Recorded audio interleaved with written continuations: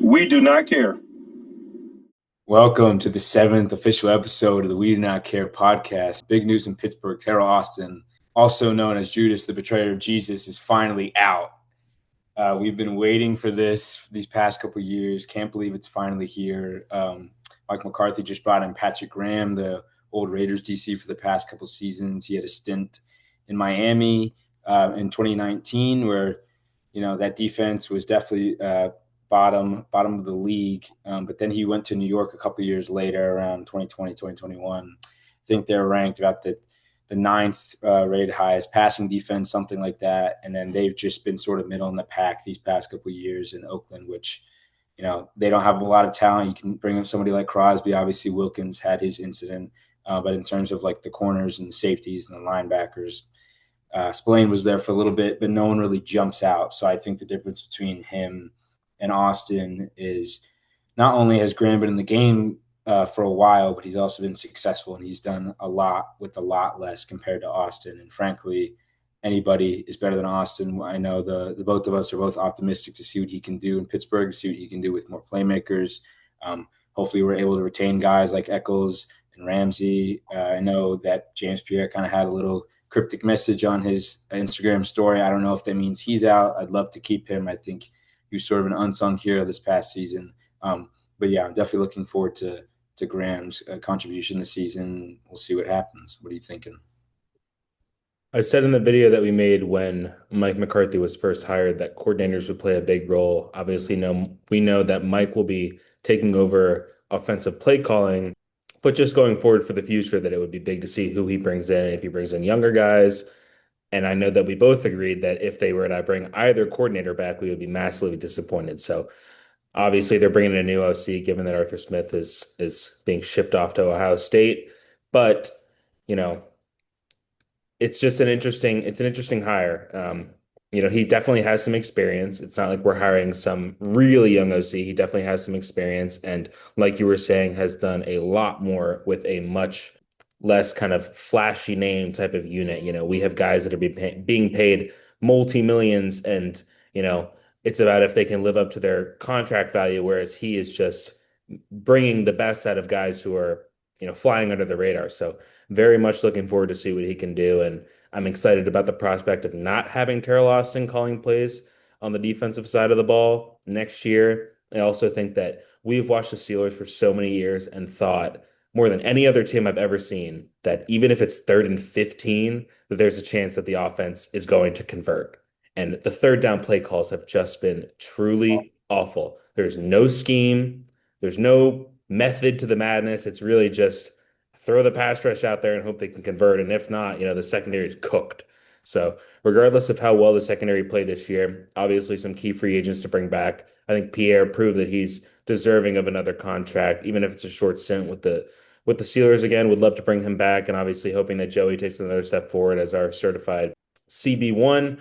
But, excited about this hire, excited about the prospect of him being able to think about Vegas with how bad they were. Think about how many positions he was put in during their games where the defense is tired. It's off of an interception that Geno threw. I mean, I don't know how many, There's a but lot. think about how many times they were given an unfortunate sequence of events, and he had to try and make a stand and was pretty efficient. They finished middle of the road in defense and total defense. So, looking forward to seeing what he can do, and excited about having a change of scenery on our defensive side of the ball. And he could be the worst third down play caller in the world.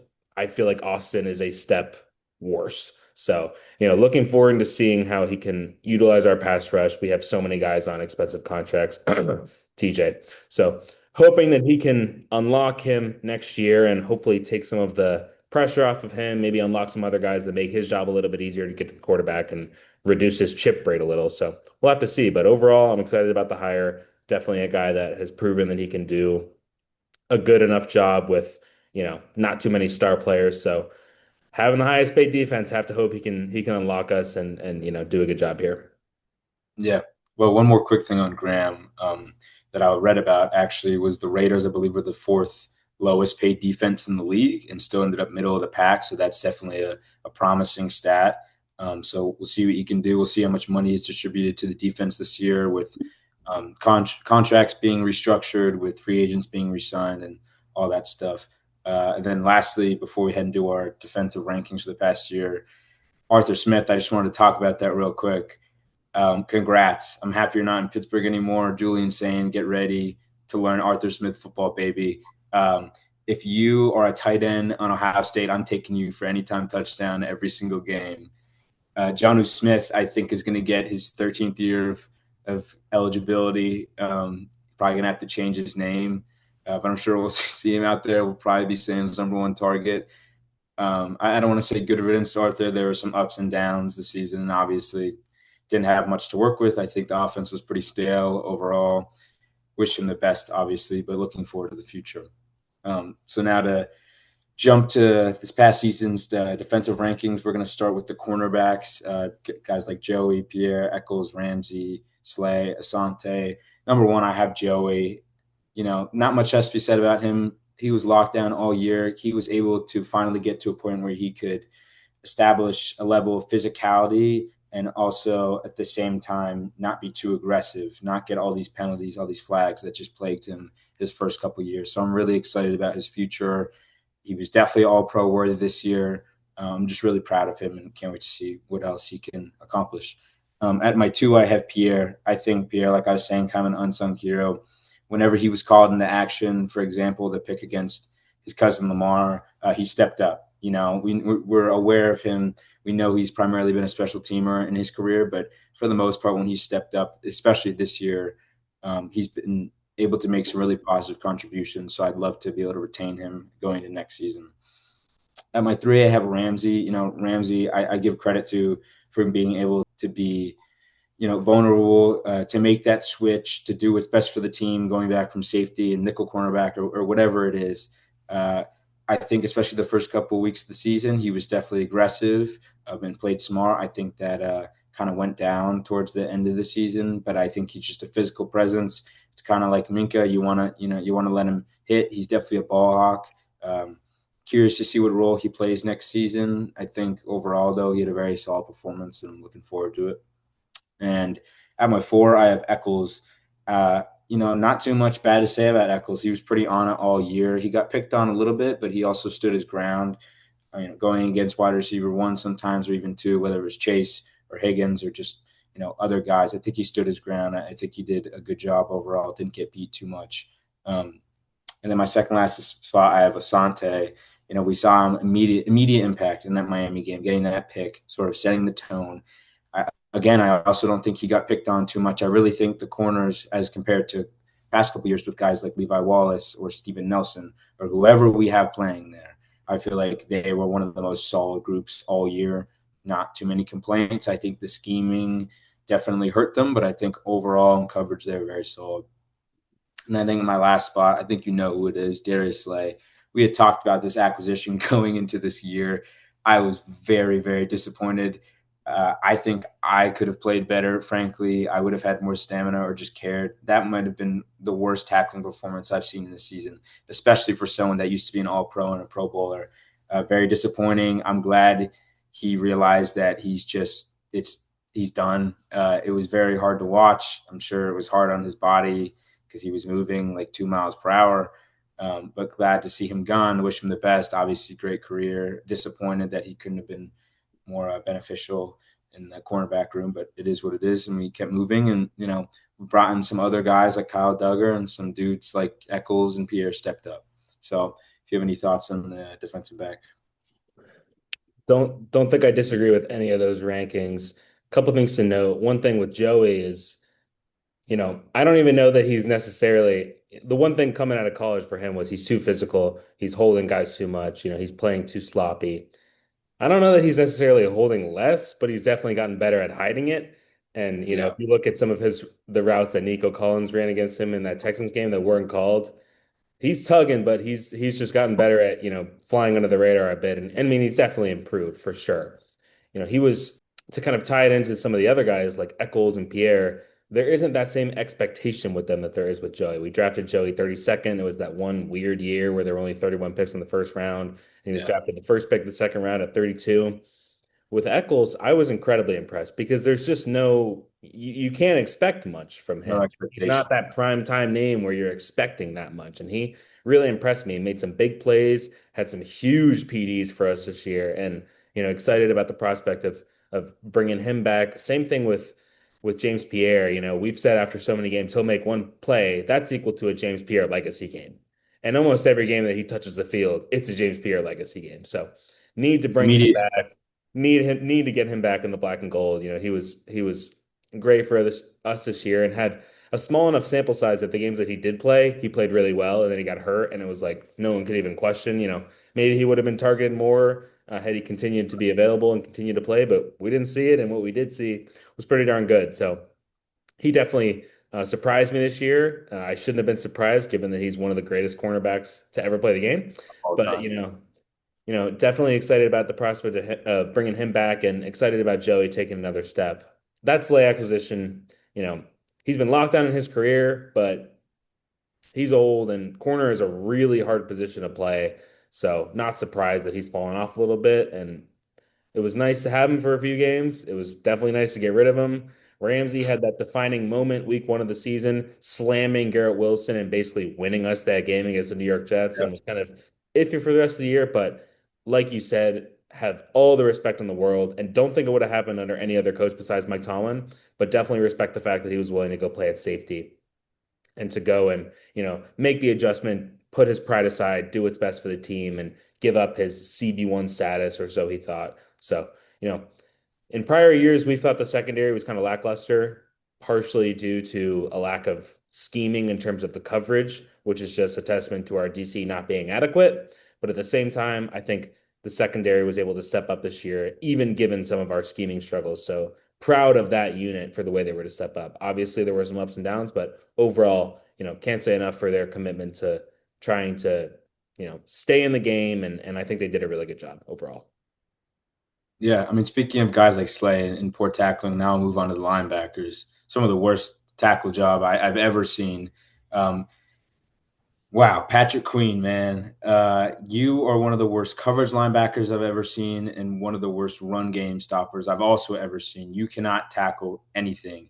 A running back will run at you and you will just bounce off them and your face will fall in the dirt. Pass to Jerome, pass to Jerome, pass to Jerome. And it's embarrassing. And frankly, I laugh every time I watch on the TV. And it's amazing how we're paying you so much money when we could save more if we just got rid of you, which may end up happening, which I'd be perfectly Shout out fine. James Harrison. Shout out James Harrison. Now moving on to someone like Peyton Wilson, and we spoke about this over the last couple of weeks of the season. Peyton Wilson, I felt like you were a ghost. I can name three plays that I remember from you. Ready? The first play when Daniel Jones threw it right at your face, and I would have been amazed had you not caught that. The second play when you had the chase down tackle at Jordan Addison, that was a great play, but frankly, Addison was going at an angle towards the end zone. And if I remember correctly, you were just running a straight line. But again, I'll give you that props. It was a good tackle. But besides that, and then the play in the Texans game where you laid out Woody Marks, ever since that Ravens interception that you had, where you somehow came down with it, you have done nothing for this football team. Definitely a sophomore slump. I expect more moving forward. I think he also expects more from himself moving forward. I just felt like he was a ghost. I didn't see him make tackles. We watched every game, we watched every play, and I just don't think he was good enough, frankly. Now moving on to someone like Holcomb, Holcomb coming back from his injury, I wasn't expecting a lot. I thought he played fine. I think he played some more special teams and maybe some third down packages. Not too much to say. Glad he's able to come back. Obviously, for the veteran voice and leadership, would love to retain him if possible. But yeah, I don't think he's what he once was. I don't think he's going to be getting those starter snaps like he used to. And then finally, ending with Harrison Malik. Another acquisition for the Ravens. Also think you are like your brother, Patrick Queen from the Ravens, and you just suck at football. I don't think you know how to tackle. I don't think you know how to cover anyone.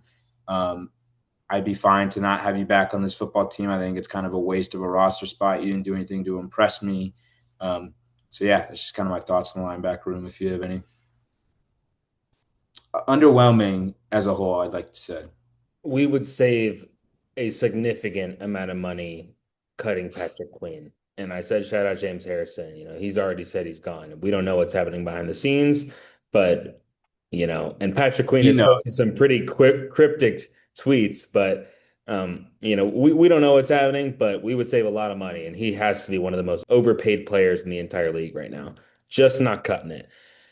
With Peyton Wilson, I think a lot of it is coaching. The big thing with him coming out of college was he has so many injuries. Is he going to be able to stay healthy and have a full NFL career and not be burdened by those injuries that he's had? He has all the intangibles to be an incredibly talented linebacker. I think if Patrick Graham can, work with him and make sure that he understands the game a bit better and just isn't running guns blazing at every single play and is a bit more tempered in his rush and a bit more tempered in his decisions, he will be great next year. Definitely, I agree with you, sophomore slump, but I do think he needs to kind of be mentored a little bit more. And it's tough because I don't think Patrick Queen is really the one who's going to mentor him. So we're going to have to rely a bit more on our DC. But I think he has every quality that you want in a starting linebacker and can be successful with proper coaching, with proper schemes. I mean, he's an athlete. 100% he's an athlete. So I think he can be successful in the right scheme, in the right defense if we are able to kind of play to his strengths a bit more. Patrick Queen was just disappointing this year. This whole team suffered from the inability to tackle. We just could not tackle. So many plays, we hit them behind the line of scrimmage, and you'd be thinking, oh, this is going to be 3rd and 15, and they turn it into 2nd and 8 or 2nd and 6 even because they're just able to break free and no one's trying and they're just able to get through. I think under a different regime, there has to be some level of that's unacceptable and you will be punished for it. I think it's interesting to see how this will play out with a new DC, but linebackers overall this year were pretty disappointing to me, and I think that Peyton Wilson will have a better year with some better coaching. I truly don't think the mentorship can get worse with a new DC. So looking forward to seeing how Patrick Graham can play to this defensive strengths, and I do think we have some talented guys in the linebacker room. I mean, bring me a Landon Roberts, Patrick Graham. The If you return. bring him back, I will instantly be for you going into this season. And we've seen all the tweets about it, hoping he can bring him back because he was the hardest hitter we had on our team and the most sure tackle guy we had on our team. How many goal line stops did Landon Roberts have when he played for the Steelers? Short tenure, amazing at the goal line. And we have not had that presence that's just going to bring the boom since he left. And we lack that and we need that. I'm tired of seeing a guy bounce off Patrick Queen, stay up, and then get 5 more yards. It's just not fun to watch. So, hoping that with a new defensive coordinator, there'll be a new energy in the building, and we'll have to see how this unit performs next year. But overall, a lot more disappointing to me than the DBs were. DBs played a lot better than I thought they would. Linebackers played a lot worse than I thought they would. So, we'll see. Yeah, another note on Erob, Landon Roberts. Obviously, we've been talking. Would love for Graham to be able to poach him and bring him back over to Pittsburgh. Would be a great addition, definitely to mentor Peyton Wilson, or if they end up bringing someone in the draft. I don't know what's going to happen with Patrick Queen, but that's another thing to credit Graham with. A Landon who's in the latter half of his career playing, in Miami, playing in New England, coming to Pittsburgh. He's a veteran, but he's an old dude. And I mean, I didn't, I watched some Raiders tape, some film this year, some games. Orlando was pretty solid for the most part. He still has that passion. He still has that violence, that anger that he plays with. But another thing I wanted to talk about is Jamal Adams. Jamal Adams, obviously, he played for the Jets. That was more in his prime. He's a Pro Bowler, All Pro, and he went to the Seahawks, had a little stint. Nothing too impressive. He ended up getting let go. And then afterwards, this past season, or maybe it was the season before, he was brought to Oakland. And I've seen him play this year, and he's still the same hard hitter. He sort of played as a hybrid safety this year. I feel like Graham should get some credit for that, showing and demonstrating that these old guys can still play, can still fill positions. And obviously, yeah, the rebuttal to that is, look at the points that were occasionally dropped on them or the record or whatever. But like you said, I bet the time of possession that they were on defense is a lot greater than the time that they were on offense due to Geno having his head backwards and throwing the ball, arcing it, as we like to say. So, yeah, just to wrap up on the linebackers and now moving into the defensive line, I'm just going to talk quickly on a couple guys. TJ Watt, not too much to say. Unfortunate that he had this sort of lung situation. Underwhelming as a whole, doesn't deserve the contract, should be restructured. We'll see what happens with that. Don't know if he's going to be traded. He also said that he doesn't want to play for anybody except for Mike T, so we'll see what happens. Should be an interesting offseason. Now going to Hayward, obviously, He was all pro. He was amazing this season. A leader, just played like the veteran that he is. Obviously, we find it more likely than not that he's going to retire. I think that's just a waiting game. We'll see what happens. Would love to have him back. Now going to someone like Herbig. Herbig did not have enough snaps whatsoever. I think in that Lions game, he had about 13 snaps. It was either Lions or the Browns. He had 13. And one of those he had a sack in. So I understand different schemes and everything like that, and I understand they won that Lions game, but it's just not enough. He's a playmaker, man. You got to have him on the field.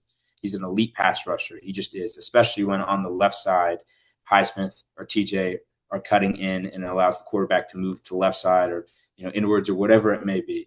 So yeah, I think Herbig was a little underwhelming, but not to his fault. I think he had some good plays, but I just don't think he had the snap count he deserved, similar to how we talked about with Freiermuth. Now going to Jack Sawyer and Harmon and Black, I'll kind of pair all the rookies together really quick.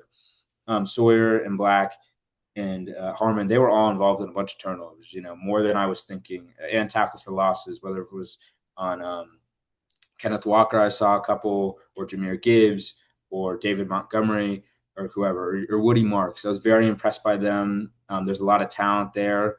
I'm looking forward to what they can do in the future, especially under a new defensive coordinator, but I was definitely very impressed and optimistic about their future. So if you have any thoughts on the line. Cam Hayward has been a tremendous asset for this team. We'll see if he wants to play for a guy not named Mike Tomlin, but he's been great and he's continued to be an impact player, even with how he's aged. You'd think that he'd slow down a little bit, but he's continued to show that he's worthy of the money, and he's been a great player for us. A lot of people have said that Art Rooney did not give Tomlin enough money to bring in coordinators to get the job done, and that it was really a money thing, that Tomlin couldn't wow these top guys. Even still, let's say that's true. Austin was on the staff for so much longer than he should have been, one. And two, he fit that Tomlin mold. We were continuing to play TJ and Highsmith in the game, even when they were doing absolutely nothing. Why not throw Herbing in there? One of the most disruptive young guys in the league right now. Why not switch it up? Why not try something new? He just was incapable of swallowing his pride and admitting that whatever he was throwing out there was not working, and just pivoting to try and give this football team a chance to win the game. So I have to hope that Patrick Graham, not being with these guys for as long, will be a little bit more open to just doing whatever he thinks will win us the game. He doesn't have this allegiance to these guys and their growth as Terrell Austin did, even though he really shouldn't have had that much of one. But let's just say he had a huge one. I have to think Patrick Graham will be a little bit more open to the possibilities of integrating some of the younger guys who, like you were saying, were involved in some huge plays, especially turnovers. We couldn't do anything with the turnovers, but they were involved in some. So I have to think that that'll only increase with giving them a bit more time to acclimate to, the pro league's speed of play and, the way the games move. So I'm excited about the prospect of this D-line moving forward. For me, it's all about getting TJ more involved. And that's not just, sending him out there full rush, but finding ways to limit the amount of pressure that's going to be on him and mix things up, whether it's having him and Highsmith switch sides or do some sort of crazy scheming that they can be open more, but trying to not to be so reliant on the pass rush and actually scheme for if they are able to get past them, which they often do. Your team's not going to get a sack every play. And it felt like sometimes Austin was relying on them literally getting a sack on every single down. And if they didn't, it was like, good luck, secondary. Good luck stopping them. Patrick Queen and Peyton Wilson are just going to stand there. Maybe they'll rush at the quarterback. Patrick Queen's going to miss and fall. And Peyton Wilson might just be running all over the field. So hopefully there'll be a little bit more stability. That's what I'm hoping for. This team spends so much money on their defense. They have the talent. I think Patrick Queen in the right system could be a great linebacker. He definitely has his flaws, but I think he could be better. Look at the way he was against Roquan when he was on the side of him. He was terrific and definitely got an inflated contract because of the value that he showed playing against another, great linebacker. Shout out Juju playing next to AB. But I think he could be really effective in the right scheme. It sounds like he might have already been cut, but in the event he comes back, I'm hoping that Patrick Queen can unlock what he can do well a bit more and maybe teach him to tackle while he's at it. But, this D line was successful at times this year. There were spurts where we brought in the younger guys and missed things up and made it a little bit unpredictable for the offensive line, where they were able to have success. But going forward, have to think that we can spice things up a little and lean on the talent that we have, but not stick to what's not working because we're so stubborn and don't want to swallow our pride and show that maybe we didn't throw out the right pass rush to start the game. Have to hope that Patrick will be a little bit more willing to test things out. It's his first year. If he doesn't do super well this year, I'm not going to be calling for him to be fired because I just had to go through years of Terrell Austin. You know what that does to a man? So, I'm hopeful that Patrick Graham can come in here and make an impact right away. But if he doesn't, I'm going to try and trust the process. I think this hire will be interesting to see how Mike McCarthy can do, calling the offensive side of the ball and the relationship between him and Patrick Graham. But overall, I think this unit will have some talent next year. And obviously, our pass rush is very talented. It's more about how can we scheme to get them involved in ways that are unpredictable for the defense and not just sending the house every play and hoping that they get home. And if they don't, we're cooked against teams with great receivers. We don't really know what that's like because we've been playing with guys that, in large part, cannot get open. But, we'll have to see how this goes next year, but looking forward to how Patrick Graham can come in here and change things up and give us a breath of fresh air. Because I do think he's had success with the guys that are a lot less talented, and this is by far the most talented unit he'll have in his career. So I'm very excited to see how we can unlock them. Yeah, I'm going to say two quick things about what you're saying. With TJ Watt, for example, I would like to think from what I saw, 90 to 95%, if not more, snaps that he played, he was always on the left side. He was never moved around. Alex was always on the right. And every single time the team that they were facing, that offense, they would run opposite side of TJ. TJ is a good run stopper. He just is. You see him have hits, for example, like the one against Derrick Henry this year. Like, he is a good run stopper. Like, I really hope and I'm optimistic that Graham will be able to move him around and scheme better. And I think what we need to understand and keep reminding ourselves going into the season for both the OC and the DC and just Steelers fans in general, really any fan for any team that's getting new coordinators, is that majority of the time these coordinators need a year under their belt for the organization that they just joined. There's 90% of the time, the statistical increase in growth is way, greater in their second season. It's just better, their stats compared to the first. So we definitely have to remember that. But I'm optimistic to see who they bring in for OC. I know McCarthy said he'll be primarily doing the play calling, and obviously we'll see what happens with Graham. Looking forward to it. And then finally, just to wrap up, your MVP and LVP on the defensive side of the ball. Cam is my MVP with the way he's aged and the way he's continued to show up and the effort that he's made. The amount of times that our linebackers will get completely thrown off of a receiver and you'll see Cam Hayward running down the field to make a tackle 15 yards from the line of scrimmage. Can't say enough about his effort and really respect him for that. LVP, it's tough not to say TJ. I know he was chipped a lot, but there were a lot of times where he wasn't chipped and he just couldn't get by these offensive linemen who just are not better than him. But Patrick Queen takes it for me. You're being paid that much money, and half the time we'll be texting each other, watch Patrick Queen this whole play when we're watching a replay. It's like he'll get hit and then he'll just be running around frantically, like, what do I even do here?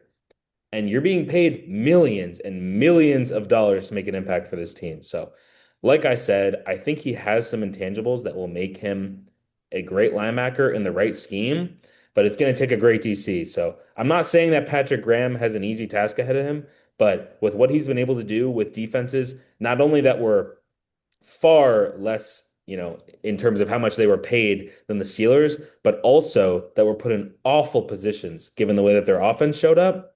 I think he can do it. I think he's up for the challenge, and I'm excited to see what he can do. I'm trying to be optimistic here. It's hard. We were thinking we were going to get a young head coach that was going to come in here, and we might go through a few years of misery to get to glory one day again. Mike McCarthy's on record today saying this is a playoff roster, so I'm holding them to that. We'll see, but I'm excited for this team, and I'm always gonna root for them. I'm not one of those fans who's gonna change up based on the way that things are going. We're not the Lions. We didn't have to go through this for years and years and years without even making it to the playoffs. So we've had it pretty good. with Tomlin. So I'm excited to see what they can do under a completely new regime. And I don't even know what my expectations are because there's just so much change, new coordinators, new head coach, so many new so many new assistant coaches for other position groups. But I'm excited to see what they can do. Yeah, like you said, consistency with Tomlin, except for the last 15 years of straight insanity. But I do agree with you. I get what you're saying. For my MVP, besides Cam, which is kind of like the clear, obvious choice, like I said, Joey really just did not mess up that much this year, was relatively clean, locked down for the most part. And then to end with my LVP, my least valuable player, I'm going to have to pair Patrick Queen with Terrell Austin. I'm so glad that Terrell Austin is out of here. With Patrick Queen, I've already talked about his poor tackling, and we're going to keep harping on this. I don't want to do that, though. If he does end up staying on this roster going into next year, like you said, I really hope Graham can sort of, set him straight, and he can be the linebacker that he has the potential to be, and just clean up his tackling, his coverage, which I do think he can. I just think he needs the right mentor and leadership around him. So for that being said, thank you guys for watching. Here we go, Steelers, baby. Until next time. Go.